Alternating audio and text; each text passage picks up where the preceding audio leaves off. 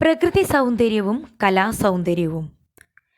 മനുഷ്യൻ പ്രകൃതിയിൽ നിന്ന് വിഭിന്നനാണെന്നുള്ള സങ്കല്പമാണ് പ്രകൃതി സൗന്ദര്യവും കലാസൗന്ദര്യവും തമ്മിലുള്ള വിവേചനത്തിനു നിദാനം. മനുഷ്യനും പ്രകൃതിയുടെ അംശമാണെന്ന് വാദിച്ചാൽ ഈ വിവേചനത്തിന് അടിസ്ഥാനമില്ലാതാകുകയും മനുഷ്യനിർമ്മിതമായ കലാസൗന്ദര്യം പ്രകൃതി സൗന്ദര്യത്തിൻ്റെ ഒരംശം മാത്രമാണെന്ന് സമ്മതിക്കേണ്ടി വരികയും ചെയ്യും. ഒട്ടുമാവ് വളർത്തുന്നതിൽ ഒട്ടിക്കൽ എന്ന കർമ്മം മനുഷ്യൻ ചെയ്യുന്നതാണെങ്കിലും അത് പുഷ്പിക്കുകയും കായ്ക്കുകയും ചെയ്യുന്നത് ആരുടെ ശക്തി കൊണ്ടാണ്? മനുഷ്യൻ പ്രകൃതിയുടെ അംശമാണെങ്കിൽ എല്ലാ ശക്തിയും എല്ലാ സൗന്ദര്യവും പ്രകൃതിയുടേതു തന്നെ. എന്നാലും സാമാന്യ വ്യവഹാരത്തിൽ പ്രകൃതിയെയും മനുഷ്യനെയും നാം വേർതിരിക്കാറുണ്ട്. ഇതിനെ ആസ്പദമാക്കിയാണ് പ്രകൃതി സൗന്ദര്യത്തെയും കലാസൗന്ദര്യത്തെയും ഇവിടെ വ്യവച്ഛേദിക്കുന്നത്. പ്രകൃതി എപ്പോഴും മാറി മാറിക്കൊണ്ടിരിക്കുന്നു. അതിൻ്റെ ഓരോ ഭാവവും ക്ഷണികമാണ്. ഈ ഭാവങ്ങളിൽ ചിലതു നമ്മിൽ സൗന്ദര്യപ്രതീതി ഉളവാക്കുവാൻ പര്യാപ്തമായിരിക്കാം. എന്നിരുന്നാലും അതിനു സ്ഥിരതയില്ല. നേരെ മറിച്ച് കലയിൽ രമണീയ ഭാവത്തിനു സ്ഥിരപ്രതിഷ്ഠ ലഭിക്കുന്നു. ആ ഭാവത്തിന് മാറ്റം സംഭവിക്കുന്നില്ല. ആസ്വാദകർ വന്നും പോയും കൊണ്ടിരിക്കുന്നു. എന്നാൽ കല നിശ്ചലമായി തന്നെ നിലകൊള്ളുന്നു. ഈ അർത്ഥത്തിലാണ് കല ശാശ്വതമാണെന്ന് പറയുന്നത്. പ്രകൃതിഭാവങ്ങളുടെ ക്ഷണികതയെ അപേക്ഷിച്ച് കലയുടെ ഭാവം ചിരസ്ഥായിയാണ്. പ്രകൃതിയിൽ കേവല സൗന്ദര്യം അസുലഭമാണ്. പലപ്പോഴും ഖനിയിൽ നിന്ന് കുഴിച്ചെടുക്കുന്ന ലോഹം പോലെ പ്രകൃതി സൗന്ദര്യം അസംഗതമായ മറ്റു പലതിനോടും കലർന്ന് സങ്കീർണമായിട്ടാണ് ആവിർഭവിക്കുക. ഇന്നാട്ടിലെ ഒരു നദിയുടെ സൗന്ദര്യം നാം ആസ്വദിച്ചു കൊണ്ടിരിക്കുമ്പോൾ ആ നദിയുടെ തീരത്തിരുന്ന് ജലം മലിനമാക്കുന്ന പാപികളുടെ കാഴ്ച നമ്മുടെ ആസ്വാദനത്തിന് വിലങ്ങുതടിയായി നിൽക്കുന്നു. കലർപ്പില്ലാത്ത സൗന്ദര്യം കലയിലാണ് പ്രായേണ കണ്ടുവരുന്നത്. അപ്രകൃതവും അസംസ്കൃതവുമായ അംശങ്ങൾ ഉപേക്ഷിച്ച് സൗന്ദര്യസാരം മാത്രം ആവിഷ്കരിക്കുവാനാണ് കലാകാരൻ ശ്രമിക്കുന്നത്. തന്മൂലം കലാസൗന്ദര്യത്തിൻ്റെ പ്രതീതി ഏകാഗ്രവും അഭംഗുരവുമായിരിക്കും. പ്രകൃതിക്ക് സൗന്ദര്യം സൃഷ്ടിക്കുക മാത്രമല്ല, ഒഴിച്ചുകൂടാത്ത വേറെ പല ജോലികളുമുണ്ട്. യാദൃച്ഛികമായി മാത്രമേ പ്രകൃതി സൗന്ദര്യം ദ്രഷ്ടവ്യമാകുന്നുള്ളൂ. വസന്തത്തിലൂടെ പുഞ്ചിരി തൂകുന്ന പ്രകൃതി ചിലപ്പോൾ നഖത്തിലും ദന്തത്തിലും രക്തം പുരണ്ട ഉഗ്രരൂപിണിയായും പ്രത്യക്ഷപ്പെടുന്നു. എന്നാൽ കലാസൃഷ്ടിയിൽ ലക്ഷ്യപ്രാപ്തിയെ മുൻനിർത്തിയുള്ള ഉപകരണ സംവിധാനത്തിൽ നിന്നുളവാക്കുന്ന സൗന്ദര്യാവിഷ്കരണമാണ് നാം കാണുന്നത്. കല സോദ്ദേശ്യമാണ്, ആകസ്മികമല്ല.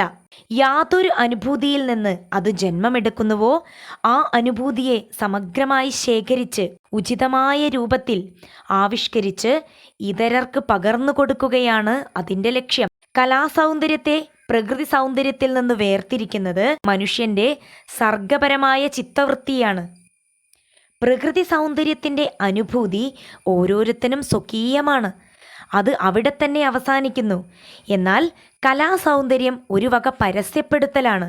കലാകാരൻ്റെ അനുഭൂതി കലാമാർഗമായി പ്രക്ഷേപിക്കപ്പെട്ട് തത്തുല്യമായ അനുഭൂതി ആസ്വാദകൻ്റെ അന്തരംഗത്തിലും ഉളവാക്കുന്നു. പ്രക്ഷേപണമില്ലെങ്കിൽ കലയില്ല. കലാകാരൻ മാത്രം ആസ്വദിക്കുവാനാണ് കലാസൃഷ്ടി ചെയ്യുന്നതെന്നുള്ള വാദം അനുഭവത്തിന് യോജിച്ചതല്ല. സ്വകീയമായ അനുഭൂതി ഇതരരുടെ അന്തരംഗത്തിൽ പകർത്തിക്കഴിയുമ്പോഴാണ് കല ചരിതാർത്ഥമാകുന്നത്. ഒരു വിധത്തിൽ നോക്കിയാൽ ഇത് വെറും പ്രചാരണമാണെന്ന് സമ്മതിക്കണം. പക്ഷേ ഈ പ്രചാരണോദ്ദേശ്യമില്ലാതിരുന്നുവെങ്കിൽ കല എന്നൊന്നുണ്ടാകുമായിരുന്നോ എന്ന് ആലോചിക്കേണ്ടതാണ്. കലാകാരൻ്റെ ഉദ്ദേശ്യം സൗന്ദര്യം സൃഷ്ടിക്കുകയാണെന്ന് പോലും പറയാവുന്നതല്ല. തൻ്റെ കൃതി സുന്ദരമാണോ അല്ലയോ എന്ന് അയാൾ സൃഷ്ടിയിലേർപ്പെട്ടിരിക്കുമ്പോൾ ആലോചിക്കാറില്ല. തൻ്റെ അനുഭൂതിയെ പൂർണ്ണമായും സമ്യക്കായും ആവിഷ്കരിക്കുവാനാണ് അയാളുടെ ഉദ്യമം. അയാളുടെ ശ്രമം ഫലവത്തായെന്നുള്ളതിൻ്റെ ഒരു മുദ്രയാണ് സൗന്ദര്യം. കലാസൗന്ദര്യം പ്രകൃതി സൗന്ദര്യത്തിൻ്റെ അനുകരണമല്ല. കലാസൃഷ്ടിക്ക് പ്രേരകമായ അനുഭൂതി പ്രകൃതിയിൽ നിന്ന് ലഭിച്ചതാണെന്നിരുന്നാൽ തന്നെയും അത് കലാരൂപം പ്രാപിക്കുമ്പോൾ അതിൽ നൂതനമായ ഒരംശം കലരുന്നുണ്ട്. കലാകാരൻ അനുഭൂതിക്ക് കൽപ്പിക്കുന്ന മൂല്യമാണ് ഈ നൂതനാംശം. പ്രകൃതിയിൽ നിന്നുള്ള പ്രചോദനവും കലാകാരൻ്റെ പ്രത്യാഘാതവും ചേർന്നുള്ള ഒരു ശക്തി വിശേഷണമാണ് കലയിൽ അവതരിക്കുന്നത്. പ്രേരകമായ അനുഭൂതി സുന്ദരമായിരിക്കണമെന്നില്ല. അത് ചിലപ്പോൾ ബീഭത്സവും ചിലപ്പോൾ ശോകമയവും ആയിരുന്നേക്കാം. എന്നാലും അതിൻ്റെ കലാരൂപമായ ആവിഷ്കരണം തീർച്ചയായും സൗന്ദര്യാത്മകമായിരിക്കും. കലാനിർമ്മാണത്തിലെ ഒരു വിരോധാഭാസമാണിത്. പ്രകൃതി സൗന്ദര്യവും കലാസൗന്ദര്യവും. MP പോൾ മലയാള സാഹിത്യത്തിലെ അതിപ്രശസ്തനായ വിമർശകനാണ് Shri MP Paul.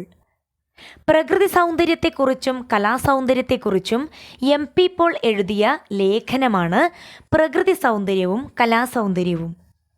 1904 വാരാപ്പുഴയിലാണ് Shri MP Paul ജനിച്ചത്. Changanassery SB college, Thrissur saint Thomas college എന്നിവിടങ്ങളിൽ പ്രൊഫസറായിരുന്നു. പുരോഗമന സാഹിത്യ സംഘടനയുടെ സ്ഥാപകാധ്യക്ഷനായിരുന്നു അദ്ദേഹം. സാഹിത്യ പ്രവർത്തക സഹകരണ സംഘത്തിൻ്റെ ആദ്യ പ്രസിഡന്റ് എന്നീ നിലയിലും പ്രവർത്തിച്ചു. അദ്ദേഹത്തിൻ്റെ പ്രധാന കൃതികൾ നോവൽ സാഹിത്യം, ചെറുകഥാപ്രസ്ഥാനം, സൗന്ദര്യ നിരീക്ഷണം, ഗദ്യഗതി, സാഹിത്യ വിചാരം തുടങ്ങിയവയാണ്.